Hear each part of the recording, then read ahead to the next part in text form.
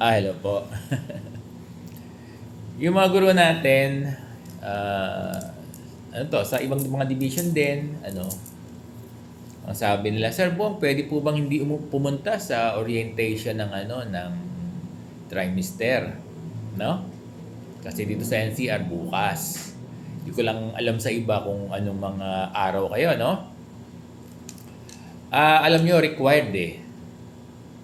Kasi nga, ah, tungkol ito doon sa sa bagong implementation natin ng trimester for this school year 2026-2027 kasi may mga pagbabago, may mga changes. Dapat ay marinig nyo mismo, 'di ba? Hindi mo pwedeng saling salita lang eh. Mas maganda yung direkta mapapakinggan nyo sa DepEd. Baka mamaya salin-salin. Hindi, I mean, pwede naman ganun. Kaya lang, mas maganda yung direkta niyo maririnig sa DepEd na nandito kayo mismo. Hindi ako sigurado kung makakapag-provide ng link ng school nyo via online. Yung mga nagsasabi na hindi sila makakapunta dahil nasa bakasyon, nasa abroad, may sakit. Kasi yung link na ipoprovide ito yung pagkakaunawa ko ipoprovide ng region o ng DepEd papunta sa division. Hindi sa pagkakaunawa ko, hindi po pwedeng i-share yon sa mga guro kasi hihina yung link. Yan yung pagkakaunawa ko Hindi po pwedeng i-share. Kaya i-share lang yan, yung link sa mga division office. Kasi pag senior sa teachers yan, sa buong NCR, baka wala din, no? Baka humina yung reception dahil sa internet connectivity. Kaya makaka-access lang. Pagkakaunawa ko I'm speaking sa region namin, baka ganyan din sa inyo. Para malaman nyo lang kung bakit talagang importante pumunta ng school para mag-view. Ngayon, kung nasa abroad kayo, nasa seminar kayo, o ulit-ulit ako, no? Or sick kayo, nasa probinsya, may kanya-kanyang measure yung mga division office.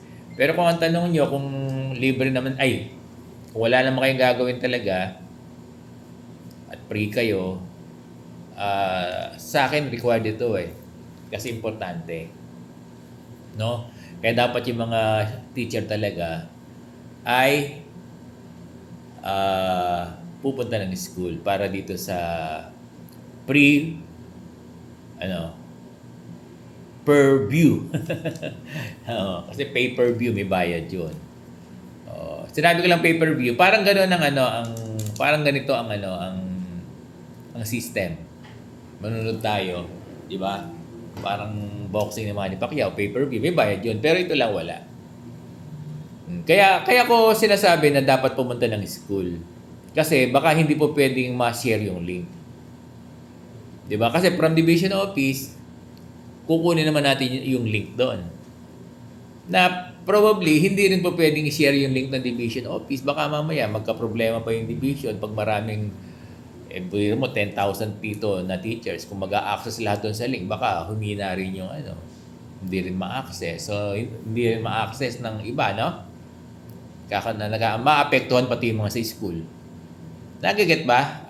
Ewan ko kung tama ako sa aking may alam lang ako konti sa IT. Pero kung magagawa ng mga IT sa school, na from the school hindi ko lang alam kung magagawa nila ng paraan na ma-link doon sa mga hindi ako sure kung kaya nilang gawan. Di ba? Tsaka yung mga atin ng F2F, meron kayong lip service credit Bukod pa doon sa 600 with tax. Ganun. Kaya yung tanong ng mga guro, kung po pwede bang hindi umattend, mahirap sagutin. Kasi required dapat ang mga guro dito na pumunta sa school para dito sa viewing.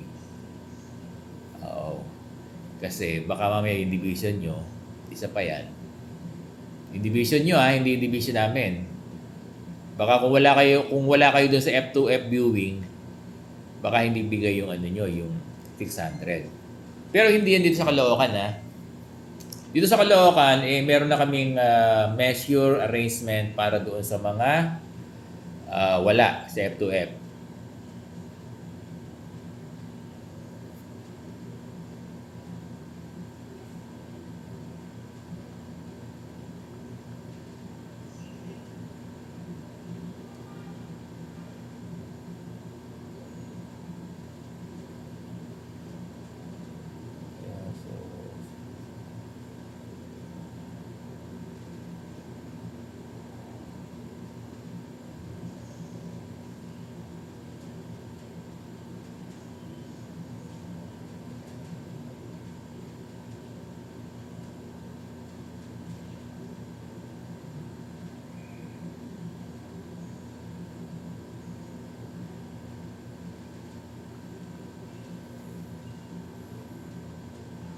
Oh.